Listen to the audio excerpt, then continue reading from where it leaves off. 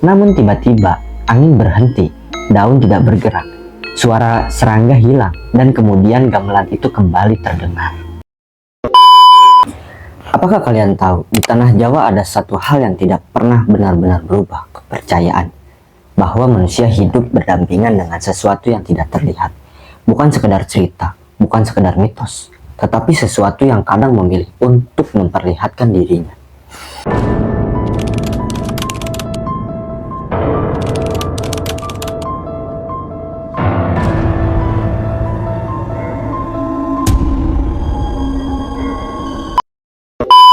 Di balik perbukitan, hutan yang lebat, berdiri sebuah desa bernama Kertawangsa.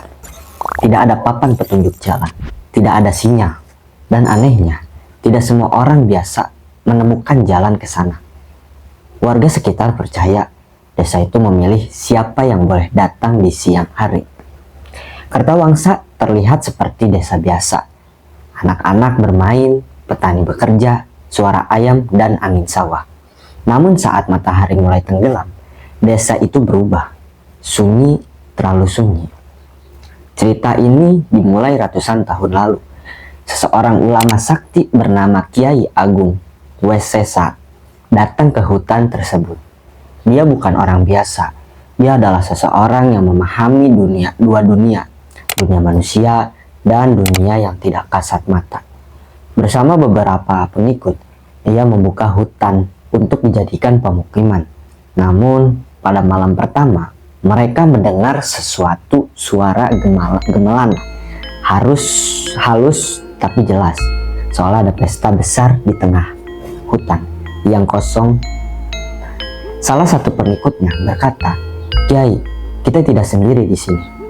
Namun sebelum ada yang sempat bertindak, salah satu dari mereka berjalan ke arah suara itu dan tidak pernah kembali. Kiai Agung tidak marah, dia tidak takut, dia hanya duduk bersila dan mulai berdoa sepanjang malam. Ketika fajar tiba, dia berkata kepada para pengikutnya, "Tempat ini bukan milik kita, kita hanya diberi izin untuk tinggal malam berikutnya." Kiai Agung melakukan ritual, tidak ada yang pernah tahu persis apa yang terjadi. Namun sejak saat itu hutan menjadi tenang. Perjanjian itu diwariskan secara lisan. Jangan pernah menantang yang tidak terlihat. Jangan meremehkan adat.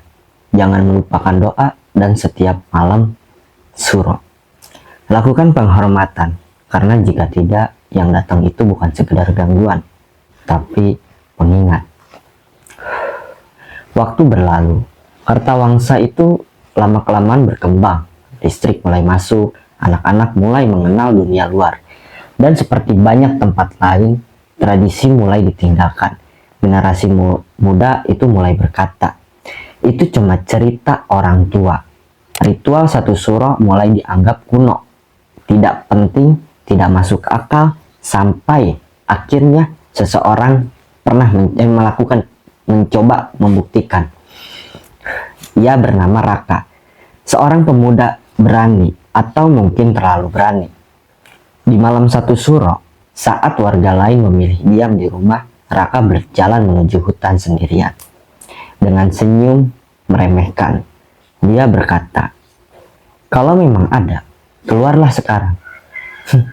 Tapi tidak ada jawaban. Namun tiba-tiba angin berhenti, daun tidak bergerak, suara serangga hilang, dan kemudian gamelan itu kembali terdengar. Dari balik kabut tipis muncul seorang perempuan berpakaian adat Jawa, anggun, cantik, tapi matanya kosong. Tidak ada kehidupan di sana. Perempuan itu mendekat tanpa berjalan. Ia meluncur perlahan demi perlahan, lalu berkata, "Kalian lupa siapa yang lebih dulu ada di sini." Raka pun mencoba mundur, namun tubuhnya tidak bergerak. Dari balik pepohonan muncul bayang-bayang lain. Tidak semua berbentuk manusia. Beberapa bahkan tidak memiliki bentuk. Nah, pagi harinya, Raka pun ditemukan hidup, tapi berbeda. Dia tidak bisa berbicara, tidak mengenali siapapun. Dan yang paling aneh, dia selalu menatap hutan, seolah ada sesuatu yang memanggilnya. Sejak malam itu, hal-hal aneh mulai terjadi.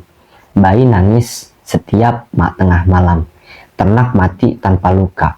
Orang-orang melihat bayangan berjalan di pinggir sawah, dan beberapa warga hilang tanpa jejak.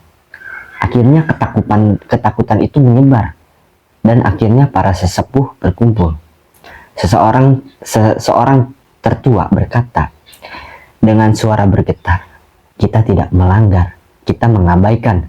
Dia menjelaskan sesuatu yang selama ini disembunyikan, bahwa desa Kertawangsa berdiri di atas jalur perlintasan dunia lain, tempat di mana batas antara dunia manusia dan dunia gaib sangat tipis lah. Dan ritual yang dilakukan dahulu bukan untuk menyembah, tapi untuk menghormati dan menjaga keseimbangan. Ritual kembali dilakukan, doa dipanjatkan, sesaji diletakkan, dan semua warga ikut serta pada malam itu. Hutan kembali sunyi, namun tidak seperti sebelumnya.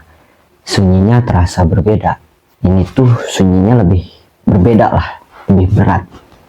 Beberapa hal membaik, namun tidak semuanya kembali seperti dulu. Beberapa orang yang hilang tidak pernah ditemukan, dan Raka tetap duduk setiap malam menatap hutan. Kadang dia tersenyum, kadang dia seperti mendengar sesuatu yang tidak bisa didengar oleh orang lain. Di tanah Jawa, tidak semua yang kita lihat adalah kenyataan, dan tidak semua yang kita lihat terlihat berarti tidak ada.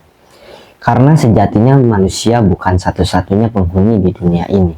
Dan ketika manusia lupa bahwa mereka hanya menumpang, maka yang lama akan datang mengingatkan.